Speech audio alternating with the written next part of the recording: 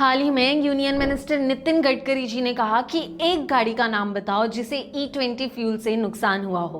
Protesters ने जवाब दिया, एक नहीं 6 लोग हैं हमारे पास। ये सिर्फ एक फ्यूल पॉलिसी का झगड़ा नहीं है, ये एक सीधा चैलेंज बन गया है मिनिस्टर्स और आम जनता के बीच। पहले समझते हैं कि E20 है क्या। ये एक पेट्रोल है जिसमें 20% एथेनॉल मिलाया जाता है। एथेनॉल गन्ने और मक्के जैसे बायोमास से बनता है। ये पॉलिसी दिसंबर 2025 में पूरे देश में लागू हो गई और 2026 में हर पेट्रोल पंप तक पहुंच गई। मतलब अब आपको नॉर्मल पेट्रोल का ऑप्शन मिलता ही नहीं, सिर्फ E20 फ्यूल मिलता है। अब असली मुद्दे पर आते हैं। दरअसल यूनियन मिनिस्टर नितिन गडकरी ने इस हफ्ते E20 पॉलिसी का खुल के बचाव किया। उनका कहना है कि किसी भी गाड़ी में एथेनॉल की वजह से नुकसान होने का कोई सबूत नहीं है। उन्होंने क्रिटिक्स को चैलेंज दिया है कि अगर किसी का व्हीकल E20 से खराब हुआ हो तो वो डीलर और मिनिस्ट्री में कंप्लेन फाइल करे। दूसरी तरफ एक्टिविस्ट तहसीन पूनावाला और उनकी टीम ने ये चैलेंज एक्सेप्ट कर लिया। उनका कहना है कि उनके पास 6 ऐसे लोग हैं जिनकी गाड़ियों में E20 के बाद प्रॉब्लम आई। उन्होंने गडकरी से मीडिया के सामने पब्लिक मीटिंग की मांग की है और यही से विवाद और गहरा हो जाता है।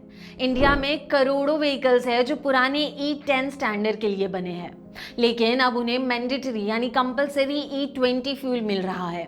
अगर एथेनॉल से फ्यूल सिस्टम के रबर पार्ट्स खराब होते हैं तो इसका सीधा असर आपकी जेब और आपकी गाड़ी की लाइफ पर पड़ेगा।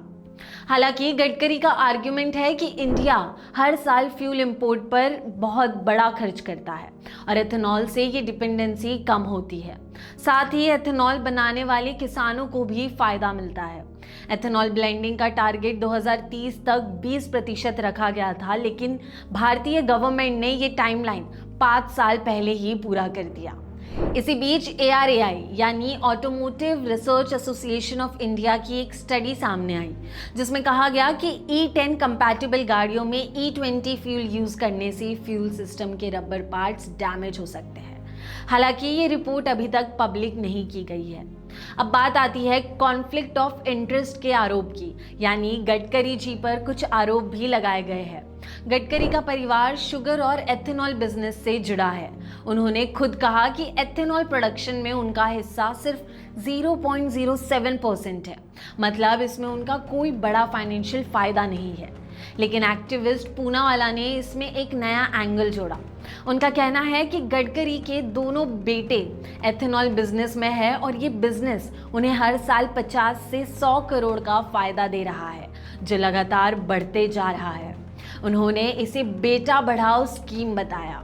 इसके आगे एक इंडिपेंडेंट रिपोर्ट में यह भी दावा किया गया है कि गडकरी के बेटे निखिल गडकरी की कंपनी CIAN एग्रो इंडस्ट्रीज, जिसका एथेनॉल बिजनेस से संबंध बताया जा रहा है, उसका रेवेन्यू 2024 के 17 करोड़ से बढ़कर 2026 में 1200 करोड़ तक पहुंच गया। वहीं उनके दूसरे बेटे सरंग गडकरी मानस एग्रो इंडस्ट्रीज के डायरेक्टर हैं और वो कंपनी भी एथेनॉल बिजनेस में है। अब सबकी नज़र इस बात पर है कि क्या गडकरी और पूनावाला की मीटिंग होती है या नहीं।